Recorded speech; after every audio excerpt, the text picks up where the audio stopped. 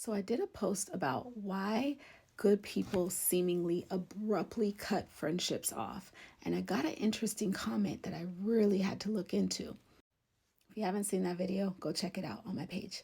Commenter, which I truly appreciate them bringing this to my attention, called it emotional reactive abuse.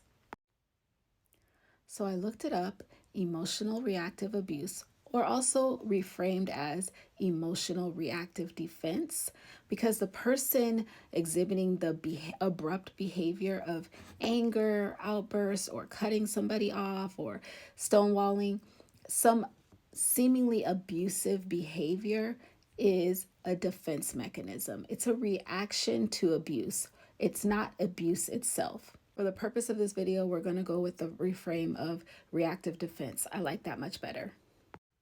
It is an involuntary response to reoccurring abusive or manipulative attacks. This is defense, not abuse. It is your body's natural defense mechanism to protect you from perceived harm, abuse, and manipulation. Your body is thrown into a stress response: fight, flight, freeze, and sometimes fawn. Here is the problem with emotional reactive defense. It almost always harms the victim more than the abuser or manipulator. It gives the manipulator or abuser the ammunition to say, "You're the problem, not them." The difference between someone who is abusing or manipulating someone versus someone who is reacting out of a defense mechanism is the person who is reacting is almost always apologetic and feeling shame and remorse for their behaviors. They often go into overdrive, apologizing for the behavior, feeling remorse, trying to fix their behavior, taking accountability. The abusive or manipulative person is rarely able to own their part unless they are using that as a way to further manipulate their victim. Another key difference between a person reacting out of defense and a person who is initiating abuse is that the person reacting does not ever initiate the abuse. They're always reacting to either prolonged abuse or manipulation or a current incident. Wow, what do I do with this information?